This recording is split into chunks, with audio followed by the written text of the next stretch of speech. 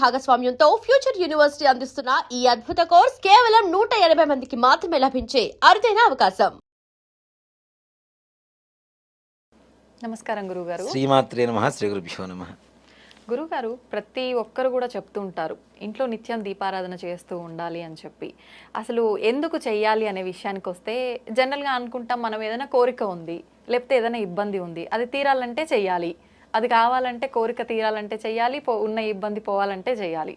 ఇదే తెలుసు అందరికీ. అసలు ఎందుకు చేయాలి నిత్య దీపారాధన? మీరు అడిగిన ప్రశ్నలో మంచి సమాధానం ఉంది. కోరికలు తీరాలంటే దీపారాధన చేయాలంటున్నారు కదా. అసలు కోరుకోవాల్సిన అవసరం లేకుండా ఉండాలంటే దీపారాధన చేయాలంట. ఓ, అంటే అన్నీ కలగాలి. కోరుకునే అవకాశమే ఇవ్వడు భగవంతుడు. ఓకే, అలా చేస్తే దీపారాధన నిత్యం చేయాలి. ఇక్కడ నిత్యం హోమాలు ఏమైనా చేయగలుగుతామా? లేదు. యాగాలు చేయగలుగుతామా? లేదు. కొన్ని బ్రాహ్మణ గృహాల్లో తప్పనిసరిగా ఇప్పటికీ నిత్యాగ్నిహోత్రం చేస్తున్న వాళ్ళు ఉన్నారు. నిత్యం ఎలా కుంపట మీద వండింది మాత్రమే తింటారు. కుక్కర్స్, గ్యాస్ స్టవ్లు వాడరు. వంకాయ కూర చేయాలి, చక్కగా నిప్పుల మీద కాల్చుకొని దాన్ని పచ్చడి చేసుకుంటారు. అలాగే కాఫీ పొడి ఉంది, కాఫీ పొడి షాపుల్లో కొనుక్కొచ్చి చెయ్యరు. పచ్చి గింజలు కొనుక్కొచ్చుకొని ఎండబెట్టుకొని వాటిని వేయించి పొడి చేసుకొని కాఫీ ఫిల్టర్ చేసుకొని తాగేటువంటి వాళ్ళు ఇప్పటికీ ఉన్నారు. అలాగే నిలుచొని మంచినీళ్ళు తాగడం కానీ, నిలుచొని భోజనం చేయడం కానీ, ఏదైనా తినడం తాగడం ఏమీ చేయకుండా ప్రపంచంలో ఎక్కడున్నా సిగ్గుపడకుండా కింద కూర్చొని తాగేటువంటి వాళ్ళు, సేవించేటువంటి వాళ్ళు ఇప్పటికీ ఉన్నారు. అందుకని మన భారతదేశం కనీసం ఈ మాత్రం ధర్మపరంగా నడుస్తుంది. కొంతవరకు కుంటిపాతంతో నడుస్తున్నా కొంతవరకు బెటర్గా ఉంది. ప్రపంచం మొత్తానికి కూడాను మన హిందూ ధర్మం అనేది ఒక గొప్పది, అంటే మార్గదర్శకం. ఇలా చేస్తే కష్టాలు ఉండవని చెప్పడానికి కోసమే. అలా ఉండేవాళ్ళు చాలా మంది ఉన్నారు. మరి నిత్యాగ్నిహోత్రం అందరూ చేయగలుగుతారా? అందరూ చేయడం కష్టం కదా. మరి అగ్ని ఎవరి చేతుల్లో ఉంటుంది? ఇంట్లో ఆడవాళ్ళ చేతిలో వంట చేస్తారు కదా. మరి మగవాడు కదా ఇంటికి యాగం చేయవలసింది. హోమమైనా, యజ్ఞమైనా, యాగమైనా ఇంటి యజమాని చేయాలి. అందుకని దీపారాధన ఎలా చేయాలి అంటే, దీపారాధన చేయడానికి కావలసినటువంటి అన్ని సౌకర్యాలు ఇంటి ఆడవాళ్ళు సిద్ధం చేసి ఉంచితే మగవాళ్ళు దీపారాధన చేయాలి. నేను రెడీ చేసుకుంటాను, ఇంట్లో ఆడవాళ్ళు ఉన్నా నేను చేసుకుంటానంటే కాదు. ఆడవాళ్ళు ముందుగా ఈ మొత్తం సిద్ధం చేసి పెడితే మగవాళ్ళు వచ్చి దీపారాధన చేయాలి. మరి వాళ్ళకంటూ వాళ్ళే చేసుకొని చేస్తారు లెక్కలోకి రాదా గురువు? ఎవరు? ఆడవాళ్ళు. వాళ్ళే అన్ని సిద్ధం చేసుకొని పూజ. నిజంగా మాట చెప్పాలి అంటే అలా చేసుకోవడం అనేది, చేయడం అనేది ఇక్కడ భార్యాభర్త కలిసి చేస్తుంటారు యాగం అనేది. అవునా? భార్య ఆల్రెడీ దీంట్లో ఒక భాగం అయిపోయిందని చెప్పడం కోసమే సిద్ధం చేయమని చెబుతుంది. ఓకే. దీపారాధన ఎందుకు చేస్తాను నిత్యం? హోమం చేసేటువంటి అవకాశం లేదు కాబట్టి నిత్యాగ్నిహోత్రమే దీపారాధన. ఓకే. మగవాడు దీపారాధన వెలిగిస్తున్నాడు, దానికి కావలసిన సౌకర్యాలు మొత్తం ఆడవాళ్ళు చేస్తూ ఉంటే భార్యాభర్తలు కలిసి యాగం చేసినట్ట కాదా? అవును, అవును. ఇంట్లో రోజు హోమం జరుగుతుంటే ఇంట్లో ఏమైనా కష్టాలు ఉంటాయా? ఉండవు కదా. అందుకనే దీపారాధన నిత్యం చేయాలి. నువ్వు దేవుణ్ణి కోరికలు కోరుకోవాల్సిన అవసరం లేకుండా ఉండాలి అంటే నిత్యం దీపారాధన చేస్తే చాలు. అది కూడా నిజంగా చెప్పాలంటే దీపారాధనలో కూడా చాలా విశేషమైనటువంటి ఇవి ఉన్నాయమ్మా. ఆవు నెయ్యితో దీపారాధన చేస్తాం. అంటే దేవతలకి దేవానాం ఆద్యమాహారం అని చెప్పి శాస్త్రం చెబుతుంది. అంటే దేవతలకు ఆహారం ఏమిటి అంటే నెయ్యి, ఆవు నెయ్యి, అదే ఆహారం అని చెబుతుంది. మరి నువ్వుల నూనెతో ఎందుకు చేస్తాం అంటే, ఎవరికైతే మృత్యుదోషాలు, అనారోగ్య స్థితిలో ఉంటారో అలాంటి వాళ్ళు నువ్వుల నూనెతో దీపారాధన చేయడం ద్వారా, నూనె దీపారాధన చేస్తాం కదా, ఒత్తి వెలుగుతూ ఉంటుంది కదా, ఆ పొగ వస్తుంటుంది కదా, యమధర్మరాజు ఆ ఒత్తి నుంచి వచ్చేటువంటి పొగ వాసన పిలిచి ప్రాణం తీయడానికి వచ్చినటువంటి యమధర్మరాజు, యమదూతలు కూడా ఆ యొక్క వాసన పిలిచి సంతృప్తి పడి ఇంటి నుంచి బయటికి వెళ్ళిపోతారట ప్రాణం తీసుకోకుండా. నువ్వులు అంటే శనీశ్వరుడు, యమధర్మరాజు యొక్క సహోదరుడే శనీశ్వరుడు. ఇద్దరు అన్నదమ్ములు. వీళ్ళిద్దరు ఎవరు కొడుకులు? సూర్యుడు కొడుకులు. ఆరోగ్యాన్ని ఇచ్చేటువంటి వాడు సూర్యుడు, బాధల్ని ఇచ్చేటువంటి వాడు శనీశ్వరుడు, ప్రాణాన్ని తీసుకెళ్లేటువంటి వాడు యమధర్మరాజు. భలే ఉంది అందరికి పొంతన.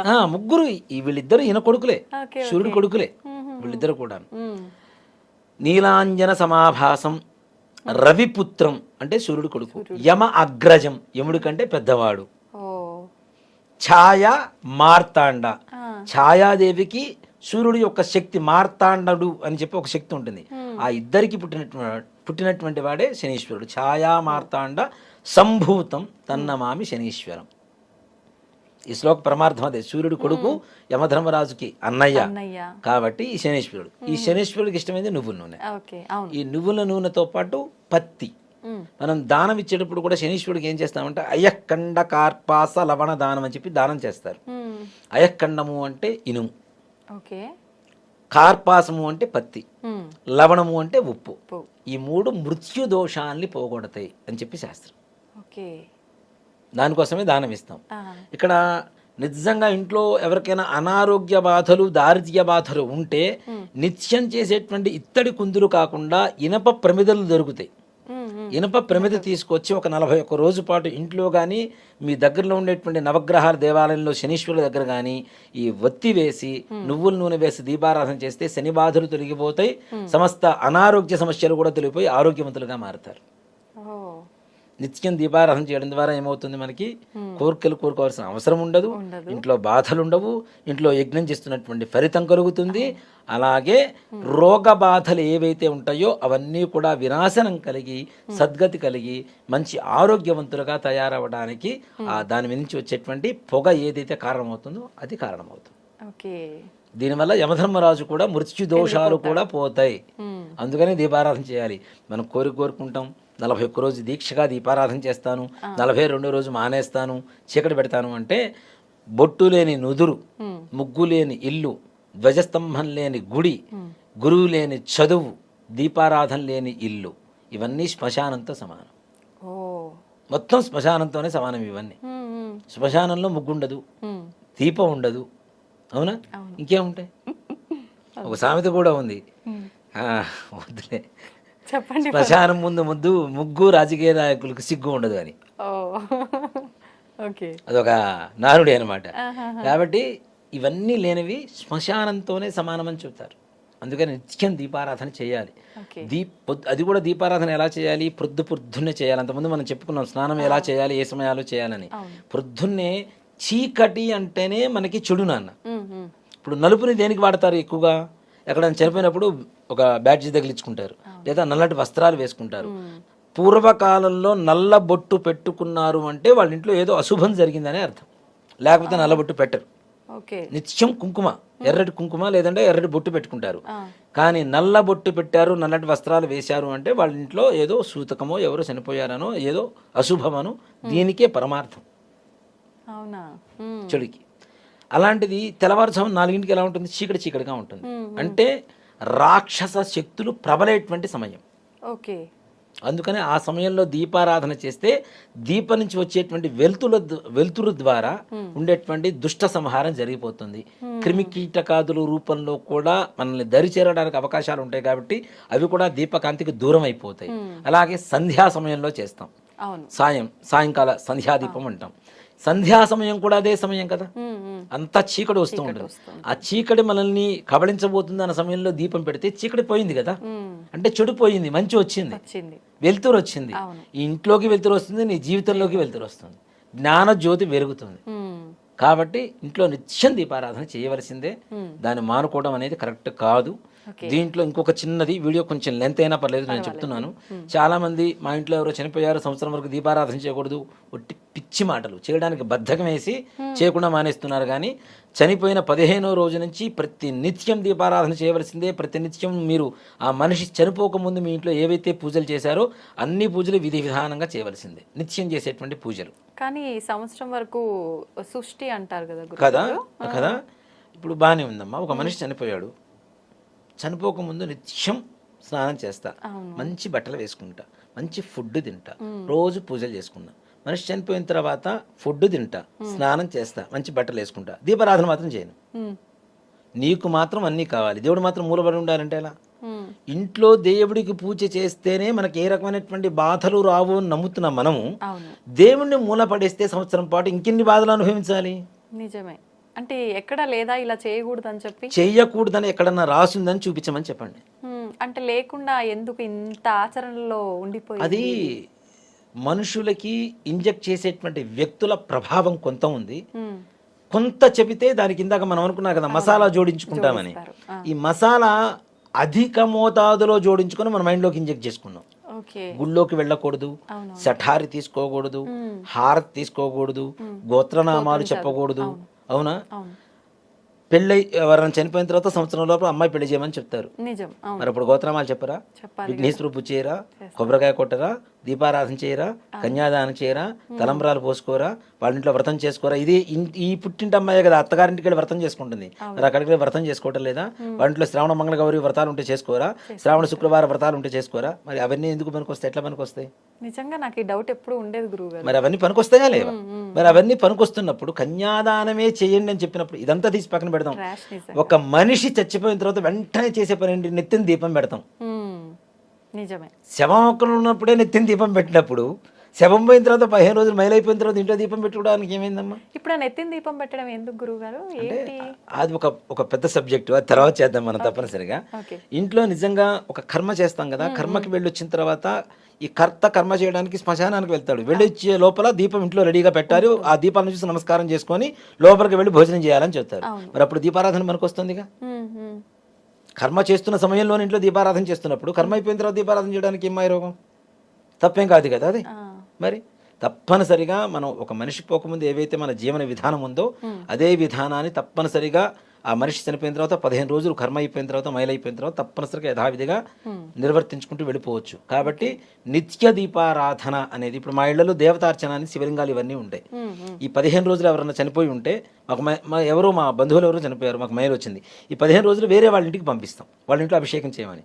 15 రోజులు అయిపోగానే మళ్ళీ తెచ్చుకొని మేము అభిషేకం చేసుకుంటాం. సాక్షాత్ మా ఇంట్లోనే మా అమ్మగారు చనిపోయారు, మా ఇంట్లో దేవతార్చన ఉంది, ఆ 15 రోజులు వేరే వాళ్ళ ఇంటికి పంపిస్తాం. 15 రోజులు అయిపోయిన తర్వాత నా శివుడిని నేను తెచ్చుకుంటా, లేకపోతే నాకు బాధ. అంటే ఆపకూడదు, ఏది ఆపకూడదు. మనం మాత్రం నిత్యం మంచిగా ఉంటాం. పుట్టినరోజు చేసుకోకూడదురా అని చెబుతారు, కానీ ఆ రోజు కొత్త బట్టలు వేసుకోకుండా వాడు వాడు బయట. ఇవాళ మా ఇంట్లో మా అమ్మగారు చనిపోయారండి, మా పిల్లవాడు పుట్టినరోజు చేసుకోకూడదు అందుకని బయట చేసుకుంటున్నాడు.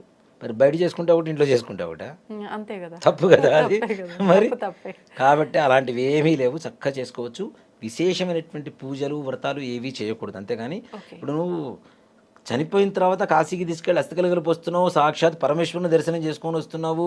అసలు శవాన్ని తీసుకెళ్తుందో శ్మశానాన్ని తీసుకెళ్తున్నావు, శ్మశానంలో ఉండేది శివుడు. శ్మశానం నుంచి డైరెక్ట్ ఇంటికి రాకుండా శివాలయానికి ముందు స్నానం చేసి శివాలయానికి వెళ్ళి దర్శనం చేసుకుని ఇంటికి వస్తున్నావు, అది శివాలయం అవుతుంది. ఇవన్నీ కూడా వద్దు. కర్మ చేసినటువంటి కర్త 13వ రోజు దేవాలయానికి వెళ్ళి నిద్ర చేస్తాడా లేదా? మరి అలాంటప్పుడు దేవుడికి గుడికి ఎందుకు వెళ్ళకూడదు? మరి ఎవరో ఏదో చెప్పారు మనం నమ్మేసుకున్నాం, ఏదో ముక్కు మూసుకొని కళ్ళు మూసుకొని చేసుకుంటూ వెళ్ళిపోతున్నాం అంటే ధర్మం కాదు కదా అది. ధర్మాన్ని ధర్మంగా పాటిస్తేనే ధర్మంలాగా ఉంటుంది, ఆ ధర్మం మనల్ని కాపాడుతుంది.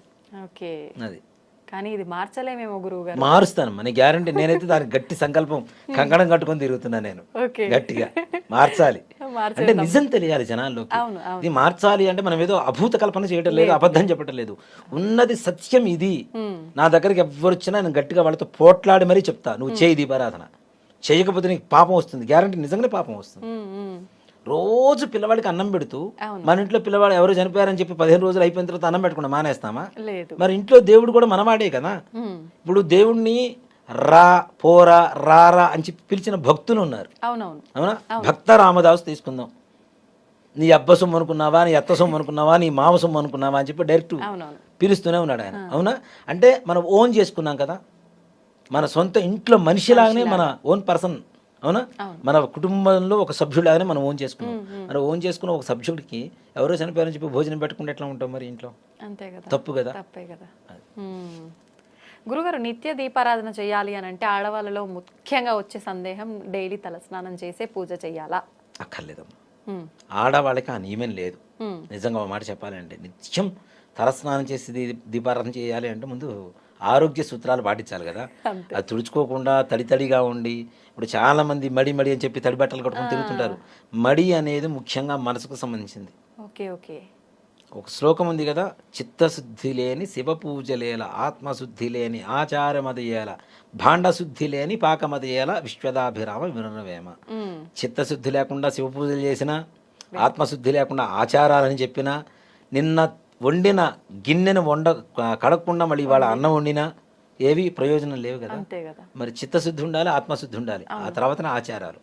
కాబట్టి మనం దేవుడి దగ్గర పూజ చేస్తున్నాం, దానికి స్నానం రోజు తల స్నానం చేయాలంటే చేయాల్సిన అవసరం లేదు. ఓకే. అలా అలా నియమం అంటూ ఏమీ లేదు, ఎక్కడ కూడా లేదు. నమస్కారం అండి. శ్రీమాత్రేనమండి. గురుగారు, బంగారం ధరలు చూస్తుంటే ఒక్కొక్క రోజు ఒక్కొక్కలాగా, రోజు కూడా కాదు గంటల్లోనే చాలా మార్పులు అయితే మనం ప్రస్తుతం చూస్తున్నాము. మరి రాబోయే 6 నెలల్లో ఇంకా అసలు మనం అంచనా వేయలేని స్థితికి బంగారం ధరలు పెరిగిపోతాయి, బంగారంతో పాటు వెండి ధరలు కూడా పెరిగిపోతాయి అని చెప్పి వింటూ ఉన్నాము. అసలు ఎలా ఉందండి బంగారము వెండి ధరల పెరుగుట తరుగుట ఈ విధానం అంతా ఎలా ఉండబోతోంది? తప్పకుండా తెలియజేస్తాను. ముందుగా వీక్షిస్తున్న ప్రేక్షకులందరికీ శ్రీమాత్రే నమః, శ్రీ గురుభ్యో నమః. నమస్తే అస్తు మహామాయే శ్రీపీఠే సురపూజితే శంఖచక్ర గదాహస్తే మహాలక్ష్మీ నమోస్తుతే. ఇక్కడ బంగారము అనేటటువంటిది ఫస్ట్ ఆఫ్ ఆల్ గ్రహాల యొక్క ఫలితాలు కనుక చూసుకుంటే ఒకలా ఉంటుంది, మార్కెట్ ప్రకారంగా చూసుకుంటే ఒకలా ఉంటుంది. అయితే ఈ మధ్యకాలంలో కనుక చూసుకుంటే ఫైనాన్షియల్కి కారకుడు ఎవరు అంటే ప్లానటరీ పొజిషన్లో గురువు అవుతాడు. గురువు ఎప్పుడైతే ఒక రాశి నుంచి మరో రాశికి మారుతాడో అప్పుడు సమస్తమైనటువంటి ఆర్థిక విషయాల్లో తప్పకుండా లావాదేవీల విషయాలు కేవలం దేశ వ్యవస్థనే కాదు ప్రపంచ వ్యవస్థల్లో కూడా మార్పులు జరుగుతాయి. హెచ్చు తగ్గులు అనేటటువంటి 100% జరుగుతాయి. మీరు గమనిస్తే గనక ఎప్పుడైతే గురువు డిసెంబర్ నెలలో మిథునం నుంచి కర్కాటకంలోకి అడుగు పెట్టాడు, అంటే ఎప్పుడైతే కర్కాటకంలోకి అడుగు పెట్టాడో అప్పటి నుండి బంగారపు ధరలు హై రేంజ్కి చేరుకోవడం ప్రారంభమైంది. ఒక్కసారిగా 1,96,000 2 లక్షల వరకు చేరుకున్నటువంటి బంగారము కేవలం ఒక 5-6 రోజులు, మ్యాక్సిమం ఒక 1 వీక్లో మళ్ళీ పడిపోవడం జరిగింది. ఎందుకు పడిపోయాయి? ఎప్పుడైతే గురువు కర్కాటకంలోకి అడుగు పెట్టాడో అప్పుడు మీరు అంటే పంచాంగం చూసినా లేదా లగ్న కుండలు చూసినా మనకు అర్థమవుతుంది గురువు ఎప్పుడు మారాడు, బంగారపు ధరలు ఎప్పుడు పెరిగాయి. అలాగే బంగారపు ధర ఎందుకు తగ్గింది అంటే మళ్ళీ గురుగ్రహం అనేటటువంటిది కర్కాటకం నుంచి మిథునంలోకి వక్రీకరించాడు, అంటే వెనక్కి వచ్చేసాడు. కాబట్టి మళ్ళీ రావడం వల్ల ఏమవుతుంది, మళ్ళీ అమాంతంగా తరిగిపోవడం జరిగింది. ఇప్పుడు మళ్ళీ బంగారపు ధర కేవలము ఇప్పుడు ఉన్నటువంటి ధరలో 1,60,000 ఉంది. మళ్ళీ ఇది పెరుగుతుంది తరుగుతుంది. ఇది ఇక్కడికి అంటే పెరిగితే ఒక 1,000-2,000 పెరుగుతుంది, తరిగితే 500-1,000 రూపాయలు తగ్గుతుంది. అంతే. పెరిగితేనేమో ఎక్కువ పెరుగుతుంది, తగ్గితేనేమో తక్కువ తగ్గుతుంది. అంటే ఇక్కడ రెండో విషయం ఏమిటి అంటే గనక బంగారం మీద ఇన్వెస్ట్మెంట్ పెట్టిన ఎవ్వరూ కూడా ఎప్పుడు లాస్ కారు. బికాజ్ ఏంటి అంటే ఇంకా బంగారం ధరలు పెరుగుతూనే ఉంటాయి, తరగవు. దాదాపుగా 2 లక్షల నుండి 2,50,000 వరకు తులం బంగారం చేరుకుంటుంది. అది ఎప్పుడు చేరుకుంటుంది అని అంటే కనుక దానికి కూడా డేట్ చెప్తాను. ఎప్పుడైతే మళ్ళీ గురువు కర్కాటకంలోకి అడుగు పెడతాడో, ఎప్పుడు జూన్ 1వ తారీఖు రోజున కర్కాటకంలోకి మారుతున్నాడు. ఆ కర్కాటకంలోకి మారిన మరుక్షణము మళ్ళీ బంగారపు ధరలు పుంజుకుంటాయి, పెరుగుతూనే ఉంటాయి, కానీ ఇక తరగవు. మళ్ళీ ఈ 2027 నాటికి, ఇప్పుడు 2026 కదండి, 2027 జనవరి వరకు 2,50,000 వరకు బంగారం ధర చేరుకుంటుంది అని చెప్పవచ్చు. అది అకార్డింగ్ టు ఆస్ట్రాలజీ ప్రకారంగా. ఇంకోటి ఏంటి అంటే కనుక ఈ బంగారపు ధరలు కూడా ఒక పెద్ద మాఫియా అని కూడా చెప్పొచ్చు. ఎందుకు అనంటే చాలామంది ఈ నల్లధనాన్ని వైట్గా మార్చుకోవడానికి కూడా బంగారపు ధరలు పెంచేసి మళ్ళీ తగ్గించేటటువంటి అవకాశం, అంటే ఇది అమెరికాలో జరిగింది, అలాగే మన భారతదేశంలో కూడా జరిగింది. అలాగే ఎకనామిక్ అనేటటువంటిది కూడా పెరిగే స్థాయికి, అంటే అమెరికా కంటే మన రూపీ రేట్ పెరుగుతుంది అని చెప్పేసి ఆటోమేటిక్గా మన రూపీ రేట్ డాలర్ వాళ్ళకంటే తగ్గించాలని చెప్పేసి ఇలాంటి కొన్ని విషయాలు సంఘటనలు కూడా జరిగినటువంటి అంశాలు కూడా మనకు జరుగుతూ ఉన్నాయి. కాబట్టి ఇది కూడా ఒక కారణము అని చెప్పుకోవచ్చు. ప్రపంచంలో ఎవ్వరు ఏది అనుకున్నా ప్లానెటరీ పొజిషన్ ఏదైతే చేయాలో అది మాత్రమే చేస్తుంది. నువ్వు ఎంత పెంచాలన్నా నువ్వు పెంచలేవు, ఎంత తగ్గించాలన్నా తగ్గించలేవు. నువ్వు ఎప్పుడైతే లావాదేవీలకు సంబంధించినటువంటి ప్లానెటరీ పొజిషన్ గురువు ఎప్పుడైతే ఒక రాశి నుంచి ఇంకో రాశికి చేరుకుంటాడో, కర్కాటక రాశిలోకి వచ్చినప్పుడు మాత్రం తప్పకుండా హై రేంజ్ అవుతుంది. నేను ఈ సంవత్సరం చెప్తున్నాను, ఎవరైనా ఇన్వెస్ట్మెంట్ పెట్టాలి అని అంటే తప్పకుండా బంగారం మీద పెట్టండి, భూమి మీద పెట్టండి. మీరు 2025 నుంచి తీసుకోండి. 2025లో తులం బంగారం 60,000 రూపాయలు ఉండేదండి. ఇప్పుడు 2026, సారీ 2026. 2026 అంటే సంవత్సర కాలంలోనే 1,00,000 రూపాయలు పెరిగింది. నువ్వు ఆ 60,000 నువ్వు ఇంట్రెస్ట్కి ఇచ్చుకున్నా నీకు సంవత్సరంలో 1,00,000 రూపాయలు రావు. ఆ 60,000 నువ్వు ఎక్కడ ఫిక్స్డ్ డిపాజిట్ చేసినా సంవత్సరంలో 1,00,000 రూపాయలు రావు. అంటే నీకు సంవత్సర కాలంలో నీకు వచ్చిన ఒక 60,000 పెట్టుబడి పెడితే 1,00,000 రూపాయలు లాభం వచ్చింది. అంటే ఒక 10 తులాలు పెడితే 6 లక్షలకు మీకు ఎంత లాభం వస్తుంది? 20 లక్షల లాభం వస్తుంది. అంటే ఎప్పుడైనా బంగారం పెరుగుతుందే కానీ తరగదు. భూమి విలువలు కూడా అంతే. ఉమ్, అయితే ఎక్కడ మనుషులు కొంచెము రాంగ్ స్టెప్ వేస్తారు అని అంటే, ఎప్పుడైతే న్యూస్‌లో వచ్చేటటువంటి వ్యవహారాలు ఉంటాయో, అవి ప్రపంచ మార్కెట్‌ని ఆధారం చేసుకొని ఉంటాయి. ఉమ్, ఎవరైతే కిలోలు, 2 కిలోలు, 10 కిలోలు ఇట్లా ఒక కిలోకి మించి కొంటారో, వాళ్ళకు పెరుగుట, తగ్గుట అనేటటువంటి వాళ్ళు కాలిక్యులేషన్ ఏసుకోవచ్చు. కానీ సామాన్యమైనటువంటి మానవుడు తీసుకునేది 1 తులమో, 2 తులాలు, మాక్సిమం ఒక 10 తులాలు తీసుకుంటాడండి. అంతే. దానికే భారీగా పడిపోయాయి, భారీగా తగ్గిపోయాయి అంటే ఏం చెప్పాలి చెప్పండి? ఎప్పుడైనా బంగారం తీసుకునేది లాంగ్ టర్మ్‌లోనే తీసుకోవాలి. ఈ రోజున 2027 అండి. బంగారం 1,60,000 ఉంది. అబ్బా! 1,60,000 ఉంది కదా! నేను ఇంత బంగారం తీసుకొని వేరే దాంట్లో పెట్టుబడి పెడతా అంటే, నీకు ఇదే బంగారం మళ్ళీ 2027లో 100% ఇది మళ్ళీ 2,50,000 వరకు చేరుకుంటుంది. మళ్ళీ రూ. 1,00,000 పెరుగుతుంది. ఎప్పుడూ కూడా అయ్యో! ఈరోజు పెరుగుతుంది, రేపు తరిగిపోతుంది. ఒక్కరోజు గురించి ఆలోచించకండి. ఇన్వెస్ట్‌మెంట్ పెట్టేవాడు ఎప్పుడైనా సంవత్సర కాలం ఇన్వెస్ట్‌మెంట్ పెట్టుకోండి. అంటే అది కూడా నువ్వు ఒకటేసారి కొనాలని కాదు. ఈరోజు ఒక తులం కొను, లేదా ఒక మాసం కొను. 10,000 ఉన్నాయా? ఎంతొస్తుందో అంత కొని నువ్వు కొద్ది కొద్దిగా దాచుకుంటేనే అది నీకు సంవత్సర కాలంలో ఇంతగా కనిపిస్తుంది. నువ్వు అయ్యో! పెరుగుతుంది, తరుగుతుంది అని చెప్పేసి ఆలోచించావనుకో, నువ్వు జీవితంలో బంగారం కొనలేవు. 30,000 ఉన్నప్పుడు అబ్బా! 30,000 అయిందా అని భయపడ్డారు. 60,000 వచ్చేసరికి 60,000 అయిందా అని భయపడ్డారు. రూ. 1,00,000 వచ్చేసరికి బంగారం ఎప్పుడు పెరుగుతూనే పోతుంది గానీ తరగదు. అది బంగారంకు. అలాగే వెండి కూడా దాదాపుగా 3,50,000, 4,00,000 వరకు వెళ్ళి ఇప్పుడు ప్రస్తుతానికి 2,50,000 చిల్లర ఏదో ఉంది. ఉమ్. అది మీకు మళ్ళీ నెక్స్ట్ ఇయర్ వచ్చే సంవత్సరం వరకు 4,00,000 వరకు అయ్యే అవకాశం ఏర్పడుతుందండి. ఆహా! అంటే చాలా మంది బంగారం సంగతి అయితే అంచనా వేయలేకపోతున్నారు. వెండి మాత్రం 7 లక్షలకెళ్ళిపోతుందని చెప్పి లేదు, హడావిడి కేవలం చేస్తున్నారు. 4,00,000 దగ్గర వెళ్ళి ఆగిపోతుంది అంతే. హుహు. ఖచ్చితంగా 4,00,000 వరకు మాత్రమే వెండి వెళ్తుంది తప్ప 7,00,000 వరకు వెళ్ళదు. హ్మ్.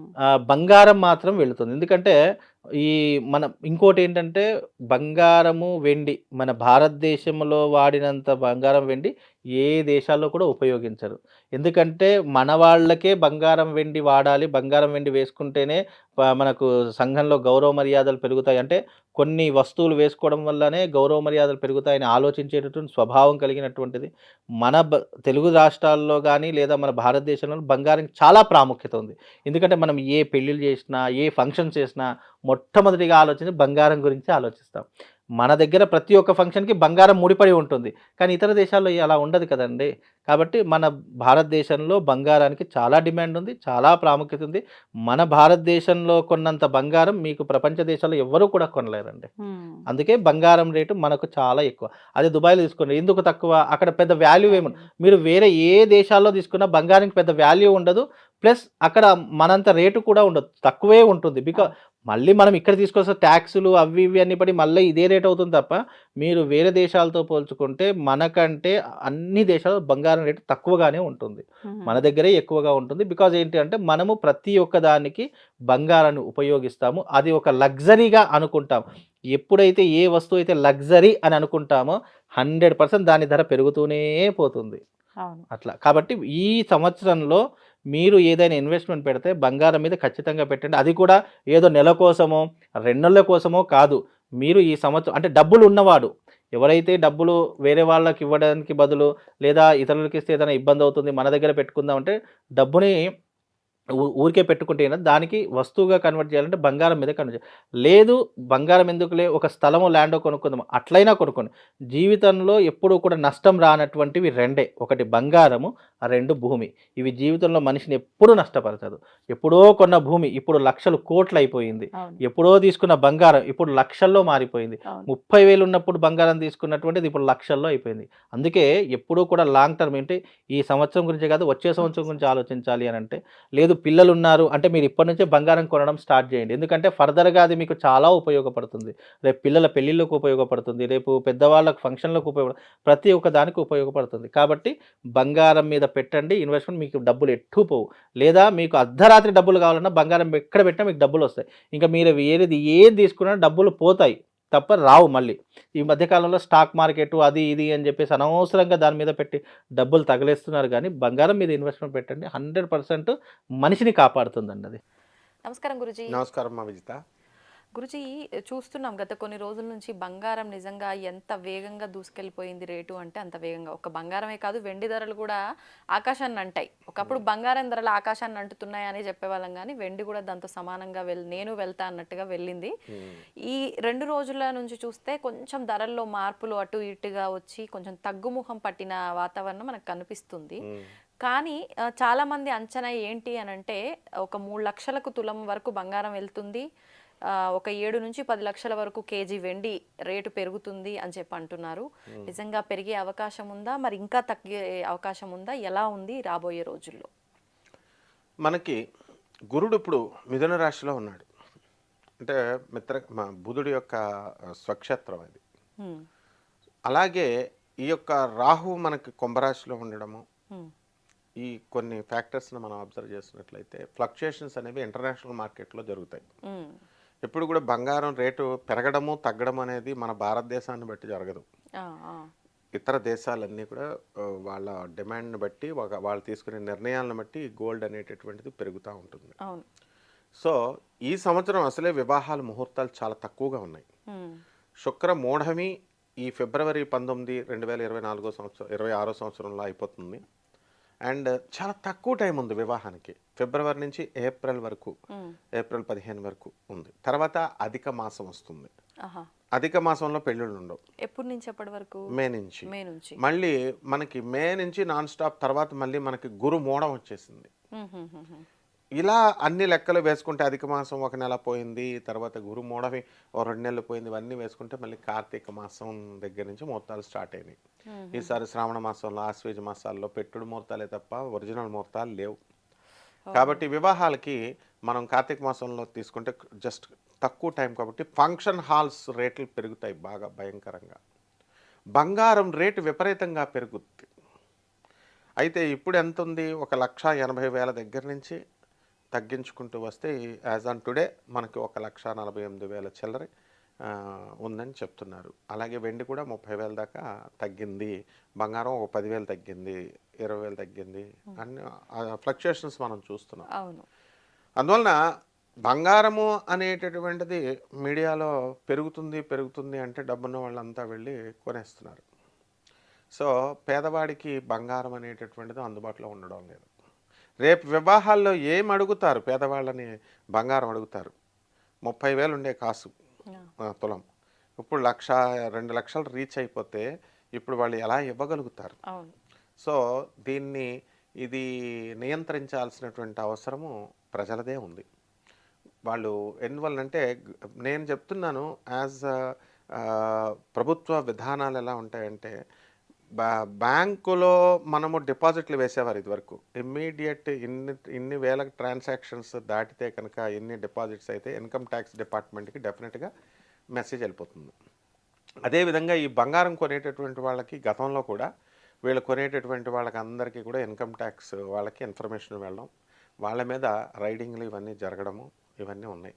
ముందు ముఖ్యంగా బంగారం కొనేటటువంటి వాళ్ళ మీద రైడింగ్లు ఈ సంవత్సరం గురుడు మిథున రాశిలో ఉన్నాడు కాబట్టి జరగడానికి అవకాశాలు ఉన్నాయి. ఇది ఫస్ట్ ధనవంతులు తెలుసుకోవాలి.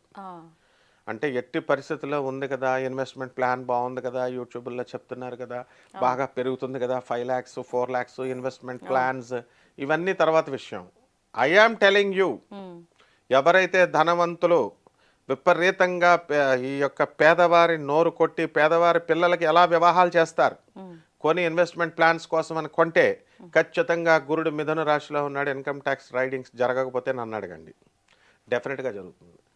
ల్యాండ్స్ని కూడా అలాగే చెప్పారు అప్పట్లో, ల్యాండ్స్ మీద ఇన్వెస్ట్మెంట్ మంచి డిమాండ్ వస్తుంది, రేట్లు వస్తున్నాయని చెప్పేసి. ఏమైంది మరి? ఇప్పుడు స్తబ్దుగా రియల్ ఎస్టేట్ మార్కెట్ 2 years నుంచి ఎందుకు పడుకుంది? రేట్లు పెరగవు. భూమి అంటే ఇక్కడ కదలదండి, బంగారం తాకట్లు పెట్టుకోవచ్చండి చక్కగా. ఏ మాత్రం నేను ఒక హెచ్చరిక చేస్తున్నాను, మొత్తం ఎప్పుడైతే 5 lakhs దాటి ఈ యొక్క బంగారం అవుతుంది, 7 lakhs అయిపోతుందని ఎవరిష్టం వచ్చినట్టు వాళ్ళు చెప్తున్నారు, అప్పుడు ఏమవుతుందో తెలుసా అమ్మా? బంగారం ధరించి బయటకు వచ్చిన వాళ్ళని పేదవాడు కొనలేడు, వాడి రీచ్ దాటిపోయింది, దొంగలు ఎక్కువ అవుతారు, పొడిచి పడేస్తారు వీళ్ళని. బంగారం ధరించినటువంటి వాళ్ళని గోల్డ్ స్నాచర్స్ వీళ్ళంతా కూడా అరికట్టడం పోలీస్ డిపార్ట్మెంట్ ఉంది కాబట్టి ఖచ్చితంగా వాళ్ళు ఆపగలిగారు. అండ్ రైల్వేలో ఇప్పుడు విండో పక్కన కూర్చున్నటువంటి వాళ్ళది పీకేస్తేనే ఎంతవరకు పాపం పోలీస్ డిపార్ట్మెంట్ ఎంత కష్టపడి చేసినా గోల్డ్ రికవరీ ఎంత, పోలీస్ డిపార్ట్మెంట్ లేకపోతే రికవరీ అన్నదే జరగదు. సో గోల్డ్ రేటు పెరగడం అనేటటువంటిది క్షేమకరం కాదు. అండ్ దీన్ని ఆపాల్సినటువంటి బాధ్యత ప్రజలదే. గోల్డ్ మాఫియా అనేటటువంటిది గోల్డ్ షాప్స్ వాళ్ళు పెంచేస్తాం, పెరిగిపోతుంది, అండ్ మీడియా యొక్క బాధ్యతది. కాబట్టి ఒక ఇంటర్నేషనల్ రెప్యూట్ ఉన్నటువంటి ఆస్ట్రాలజర్గా, ఒక ప్రొఫెసర్గా నేను చెప్తున్నాను ఏంటంటే, బంగారం ధర పెరగడం సంగతి వదిలేసేయండి. 2 lakhs వరకు పెరుగుతుంది ఈ సంవత్సరం, కొంచెం పెరుగుతుంది డీవియేషన్. 2026 ముహూర్తాలు తక్కువ ఉన్నాయి కాబట్టి. బట్ ఖచ్చితంగా ఇన్కమ్ ట్యాక్స్ రైడింగ్స్ జరుగుతాయి. అండ్ ఎట్టి పరిస్థితుల్లో ఇది ఎవరు చెప్పట్లేదు, ఇది ఎవరు టచ్ చేయట్లేదు. కాబట్టి ఈ ఇన్వెస్ట్మెంట్స్ అనేటటువంటిది మీరు ఇతర వాటి మీద కొనుక్కోండి. పేదవాళ్ళకి ఇప్పుడు కట్నాలు అడుగుతారు, నువ్వు ఎంత బంగారం పెడతావు అని అడుగుతారు పేద పిల్లల్ని. And wear should they go? Poor people యొక్క కన్నీరుని తీర్చేది ఎవరు? సో గవర్నమెంట్ ఒక రెగ్యులేటరీ కమిటీ వేయాలి. ఇది లోకల్లో జరిగేది కాదు, ఇంటర్నేషనల్ మార్కెట్లో జరిగేటటువంటి డెసిషన్స్. అంటే we have to put a full stop to that. Modi గారు ఖచ్చితంగా దీని మీద తీసుకోవాలి, యాక్షన్ తీసుకోవాలి. నెక్స్ట్ ఇంకోటి ఏంటంటే, మనకి ఆంధ్రప్రదేశ్లో మనకి బంగారపు గని దొరికింది. అండ్ కేజీఎఫ్ లాగా, ఇప్పుడు కోలార్ గోల్డ్ మైన్స్ లాగా. సో తప్పకుండా వీళ్ళంతా ఊహించుకుంటున్నారు, ఆ ఎక్స్ట్రాక్షన్ వర్క్స్ జరుగుతాయి త్వరలో. అండ్ డెఫినెట్గా 2027 నుంచి కాకపోయినా 2028 నుంచి అయినా డెఫినెట్గా ఈ యొక్క బంగారం రేట్లు డౌన్ అయిపోతాయి. ఎందుకంటే మనకి అబండెంట్ బంగారం దొరుకుతుంది ఇప్పుడు. అండ్ సౌత్ ఆఫ్రికా ఇలాంటి కంట్రీస్లో ఏసీవై రెడ్డి గారిని, మా ఎమ్మెల్యే గారు, వాళ్ళంతా రాజమండ్రికి సంబంధించిన వాళ్ళు మనవలే. ఇప్పుడు నా స్టూడెంట్స్ వాళ్ళంతా they are doing the gold mines business. అక్కడ ఇంత లేదు. గోల్డ్ మైన్స్ ఒరిజినల్గా మైన్స్ బిజినెస్లు చేస్తున్నటువంటి వాళ్ళకే ఇంత ఇది లేదు. కాబట్టి ఇది అంతా అపోహ. కేవలము బంగారం 5 లక్షలు అయిపోద్ది, 4 లక్షలు అయిపోద్ది, 3 లక్షలు అయిపోద్ది. This is all non sense. ఈ సంబంధం లేనటువంటి వాళ్ళు చెప్పేటటువంటి మాటలు ఇవన్నీ కూడా. అండ్ వ్యూస్ కోసమనో లేకపోతే వాళ్ళ రెప్యుటేషన్ కోసమనో చెప్పడం తప్పు. ఇది బంగారం 2 lakhs మించి దాటదు. ఎట్టి పరిస్థితుల్లో 2026కి 2 lakhsకి వెళ్తే వెళ్ళొచ్చు ఎండింగ్కి. అండ్ ఫ్రమ్ 2027 నుంచి మీకు ఈ యొక్క డౌన్ఫాల్ అనేటటువంటిది ఎంతవరకు డౌన్ అయ్యే ఛాన్సెస్ ఉన్నాయి? గ్యారంటీగా మళ్ళీ స్టాండర్డ్గా 1.75 దగ్గరికి వచ్చి స్టక్ అవుతుంది. 1.75.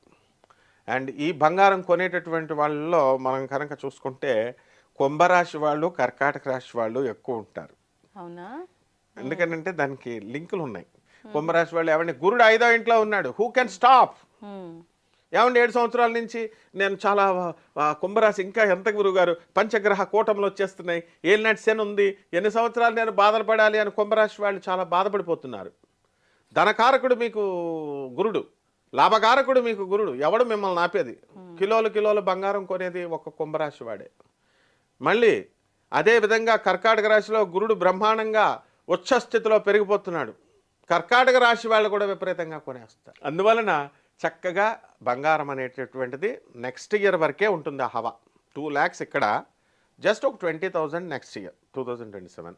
అండ్ 2.2 దాటదు. 30-40 వేలు పెరిగినప్పటికీ మళ్ళీ 1-2 లక్షల లోపే మళ్ళీ వచ్చే అవకాశాలు రావాల్సిందే. ధన్యవాదాలు గురించి. ధన్యవాదాలు.